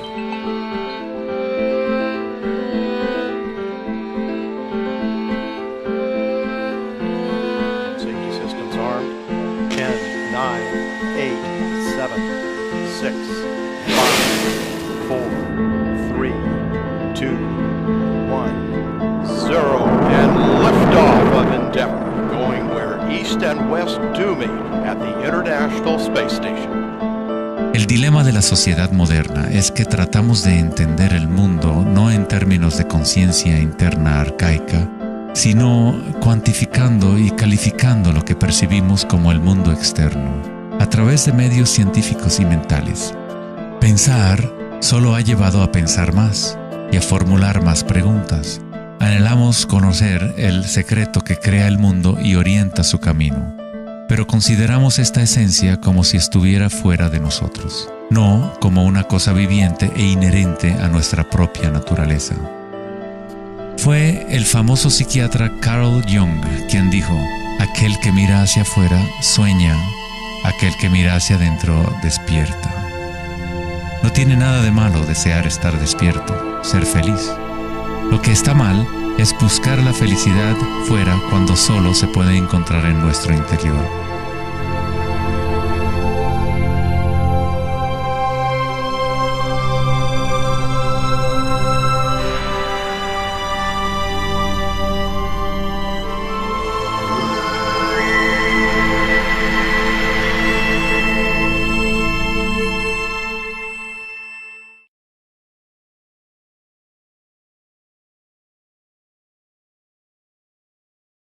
Más allá del pensamiento. El 4 de agosto de 2010, en la conferencia Techonomy en Lake Tahoe, en California, Eric Schmidt, director ejecutivo de Google, mencionó una estadística asombrosa.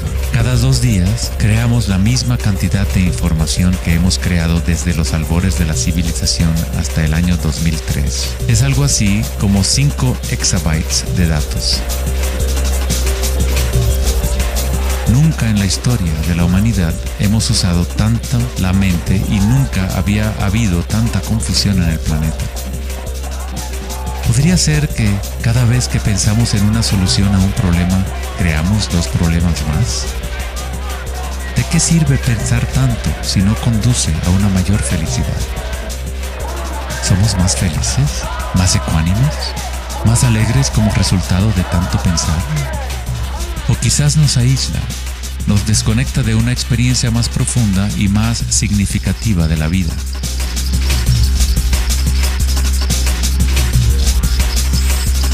Pensar, actuar y hacer deben estar en equilibrio con el ser.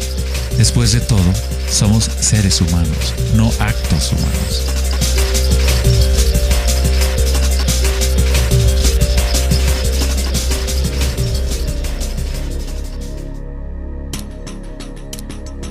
Queremos un cambio y queremos estabilidad al mismo tiempo. Nuestros corazones se han desconectado de la espiral de la vida, de la ley del cambio, mientras nuestras mentes pensantes nos conducen hacia la estabilidad, la seguridad y la pacificación de los sentidos. Con una fascinación morbosa, observamos asesinatos, tsunamis, terremotos y guerras. Constantemente tratamos de ocupar nuestra mente, llenándola de información. Programas de televisión transmitiendo de cada dispositivo imaginable, juegos y rompecabezas, mensajes de texto y todas las trivialidades posibles. Nos dejamos fascinar con la corriente infinita de nuevas imágenes, nuevas informaciones, nuevas formas de provocar y pacificar nuestros sentidos. los momentos de reflexión interior, nuestro corazón nos dirá que hay algo más en la vida que nuestra realidad actual, que vivimos en un mundo de espíritus hambrientos, siempre anhelando más y nunca satisfechos.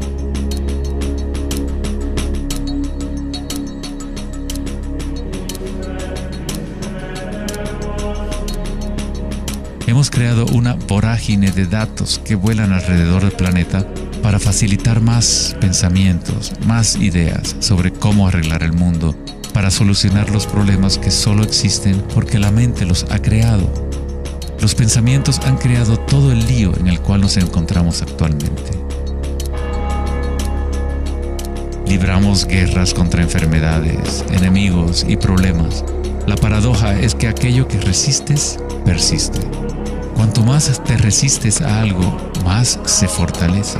Al igual que ejercitar un músculo, en realidad estás fortaleciendo aquello de lo cual justamente te quieres deshacer. Entonces, ¿cuál es la alternativa al pensamiento?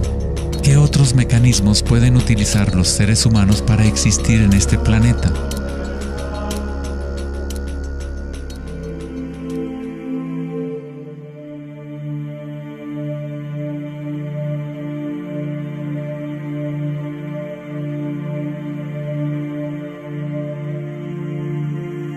Mientras que la cultura occidental en los últimos siglos se ha centrado en la exploración de lo físico mediante el uso del pensamiento y el análisis, otras culturas antiguas han desarrollado tecnologías igualmente sofisticadas para explorar el espacio interior.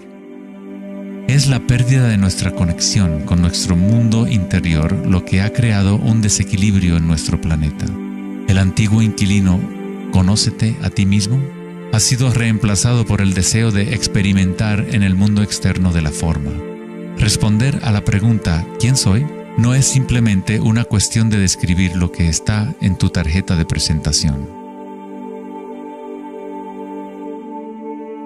En el budismo, no eres el contenido de tu conciencia.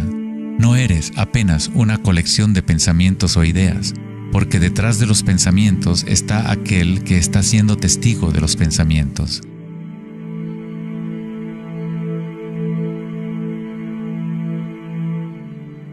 El dicho enfático, «Conócete a ti mismo», es un koan del Zen, un acertijo sin respuesta.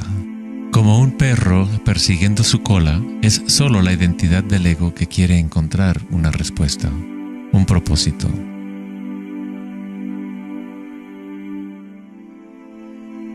La verdad de lo que eres no necesita una respuesta, pues todas las preguntas fueron creadas por la mente egoica. No eres tu mente.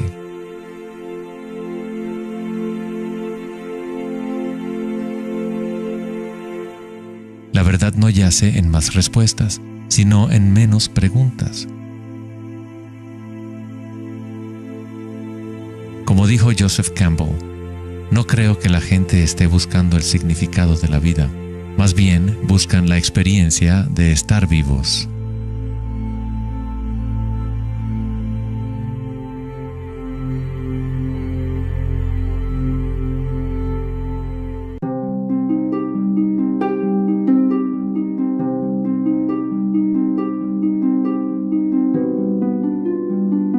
Cuando al Buda le preguntaron, ¿qué eres?, simplemente dijo, estoy despierto. ¿Qué quiere decir eso, estar despierto?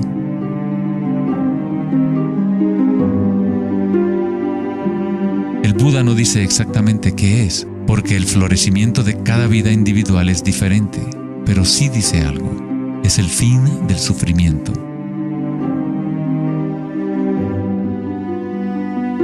Toda tradición religiosa importante tiene un nombre para el estado de estar despierto: cielo, nirvana o moksha. Una mente en calma es todo lo que hace falta para comprender la naturaleza de la corriente. Todo lo demás ocurrirá una vez que tu mente esté en calma. En esta quietud, las energías internas despiertan y funcionan sin esfuerzo de tu parte. Como dicen los taoístas, el chi sigue a la conciencia. Al permanecer en calma, uno empieza a escuchar la sabiduría de las plantas y los animales, los quietos susurros de los sueños, y se aprende el sutil mecanismo por el cual los sueños se manifiestan en forma material. En el Tao Te Ching, este tipo de vida se llama Wei Bu Wei, hacer, no hacer. El Buda habló del camino intermedio como el sendero que conduce a la iluminación. Aristóteles escribió el justo medio, el punto medio entre dos extremos, como un sendero de belleza, sin demasiado esfuerzo ni tampoco muy poco. Yin y Yang en equilibrio perfecto.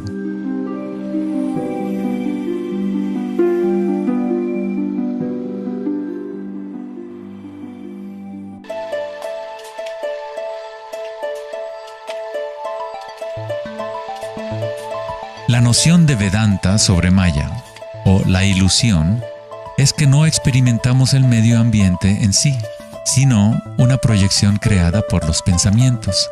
Por supuesto, tus pensamientos te permiten experimentar el mundo vibratorio de cierta manera, pero nuestra ecuanimidad interior no tiene que estar supeditada a acontecimientos externos.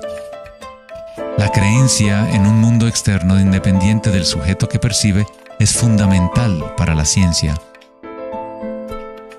Pero nuestros sentidos solo nos entregan información indirecta. Nuestras nociones acerca de este mundo físico creado por nuestra mente están siempre filtradas por nuestros sentidos y, por lo tanto, siempre son incompletas. Hay un campo de vibraciones que subyace en todos los sentidos. Las personas con una condición llamada sinestesia a veces sienten este campo vibratorio de diferentes maneras. Los sinestésicos pueden ver los sonidos como colores o formas, o las cualidades asociadas de un sentido hacia otro.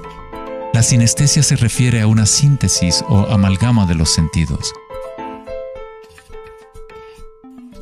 Los chakras y los sentidos son como un prisma que filtra una serie de vibraciones. Todas las cosas del universo están vibrando a diferentes velocidades y frecuencias. El ojo de Horus se compone de 6 símbolos. Cada uno representa uno de los sentidos. Al igual que el sistema védico antiguo, el pensamiento se considera un sentido.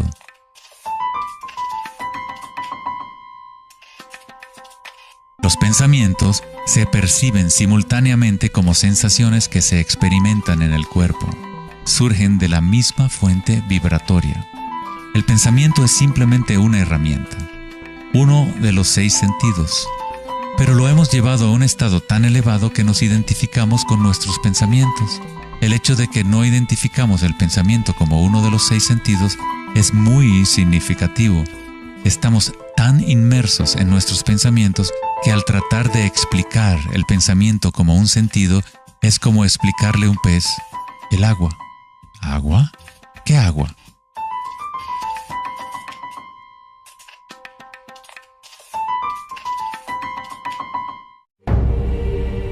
En las Upanishads se dice, no lo que el ojo puede ver, sino mediante lo cual puede ver el ojo. Toma conciencia de eso para ser Brahma, el Eterno, y no lo que la gente aquí adora.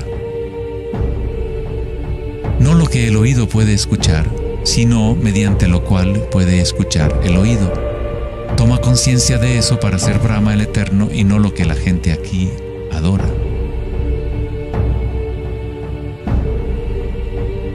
No lo que el habla puede iluminar, sino mediante lo cual el habla puede iluminarse. Toma conciencia de eso para ser Brahma, el Eterno, y no lo que la gente aquí adora.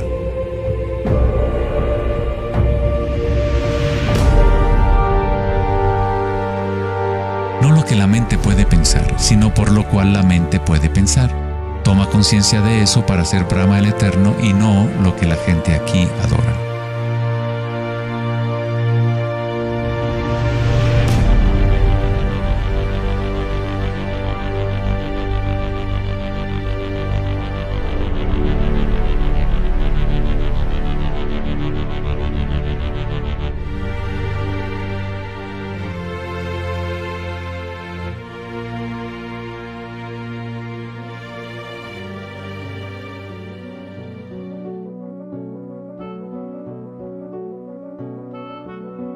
En la última década, grandes avances se han llevado a cabo en el ámbito de la investigación cerebral. Los científicos han descubierto la neuroplasticidad, un término que expresa la idea de que el cableado físico del cerebro cambia según los pensamientos que se mueven a través de él. Como expresó el psicólogo canadiense Donald Hebb, las neuronas que se ponen en marcha al mismo tiempo se conectan entre sí. Las neuronas se conectan al máximo cuando una persona entra a un estado de atención ininterrumpida. Lo que esto significa es que es posible dirigir tu propia experiencia subjetiva de la realidad. Literalmente, si tus pensamientos son de temor, preocupación, ansiedad y negatividad, estás incrementando la conexión para que surjan más pensamientos similares. Si diriges tus pensamientos hacia el amor, la compasión, la gratitud y la alegría, creas la conexión para repetir esas experiencias. ¿Cómo hacerlo cuando estamos rodeados de violencia y sufrimiento? ¿No es esto una especie de engaño o vana ilusión? La neuroplasticidad no es lo mismo que la noción de la nueva era que dice que creas tu realidad con pensamientos positivos. En realidad, es lo mismo que el Buda enseñó hace 2500 años. La meditación vipassana o la meditación introspectiva podría describirse como neuroplasticidad autodirigida. Aceptas tu realidad tal como es, como realmente es. Pero tú lo experimentas en el nivel raíz de la sensación, en el nivel vibratorio o energético, sin prejuicio o la influencia del pensamiento. A través de una intención ininterrumpida en el nivel raíz de la conciencia, se crea la conexión para una percepción completamente diferente a la realidad.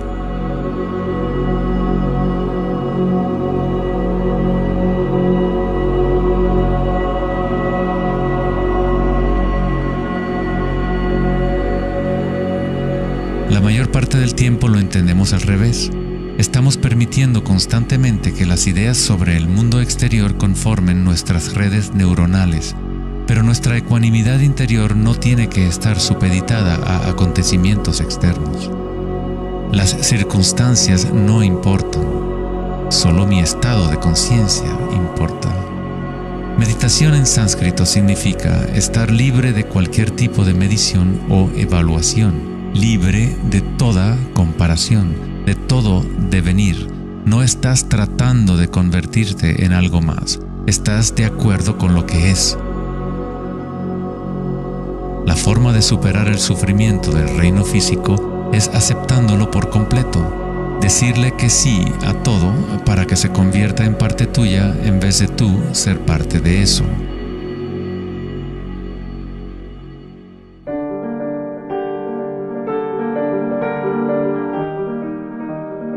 ¿Cómo se puede vivir de tal manera que la conciencia deje de estar en conflicto con su contenido?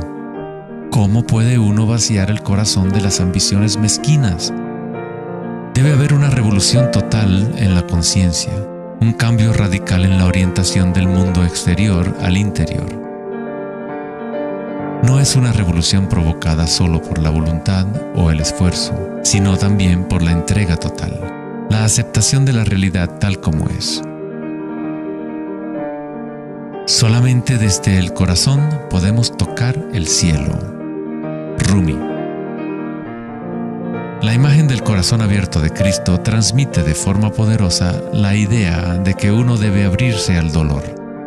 Uno debe aceptar todo si desea permanecer abierto a la fuente de la evolución. Esto no significa que te conviertes en un masoquista. No buscas dolor, pero cuando el dolor viene, lo cual inevitablemente ocurre, simplemente aceptas la realidad tal como es en lugar de anhelar otra realidad.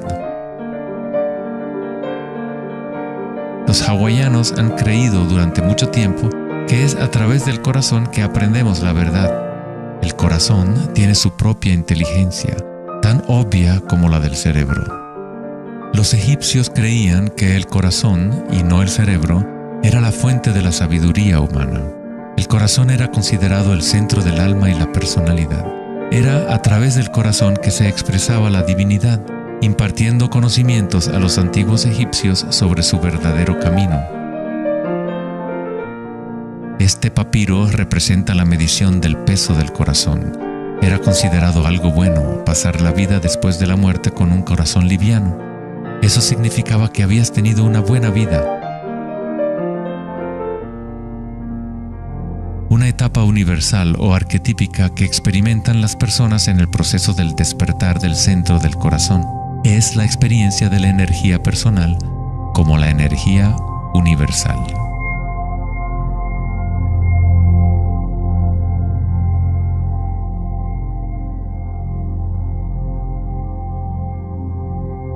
Cuando te permites sentir este amor, ser este amor, cuando conectas tu mundo interior con el mundo exterior, entonces todo es uno. ¿Cómo podemos experimentar la música de las esferas? ¿Cómo se abre el corazón?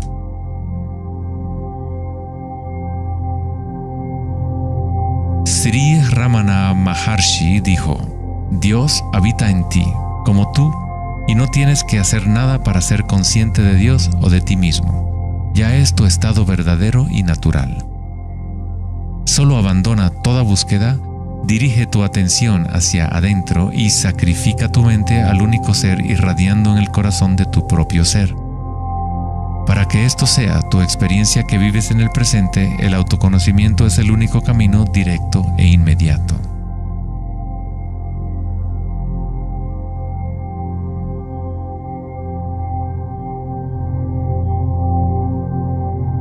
Cuando concilias y observas las sensaciones internas, tu vitalidad interior, estás observando en realidad el cambio.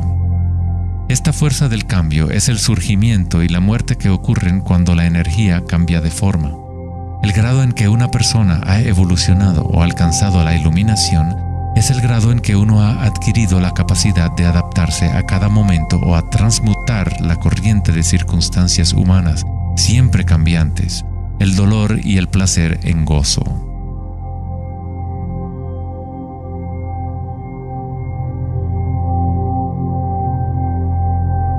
Leo Tolstoy, autor de La Guerra y la Paz, dijo que todo el mundo piensa en cambiar el mundo, pero nadie piensa en cambiarse a sí mismo.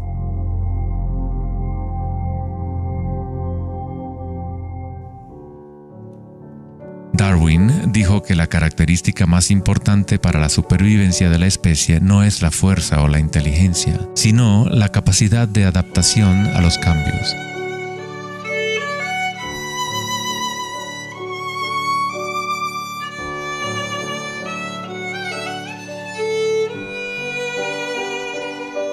Debemos convertirnos en expertos en adaptación. Esta es la enseñanza budista de Anicca. Todo está surgiendo y desapareciendo, cambiando. El cambio es constante. El sufrimiento existe solo porque nos apegamos a una forma particular.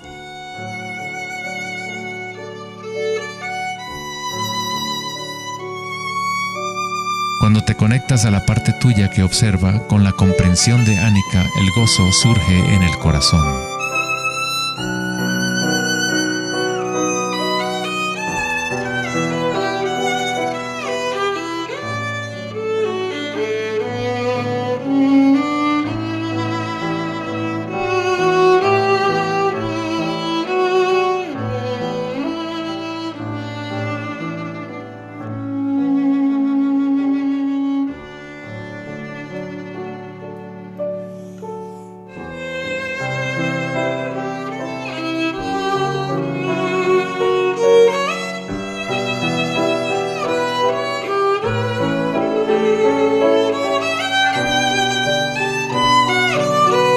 Santos, sabios y yogis a lo largo de la historia han descrito de una manera unánime la unión sagrada que se produce en el corazón, ya sean las obras de San Juan de la Cruz, los poemas de Rumi o las enseñanzas tántricas de la India.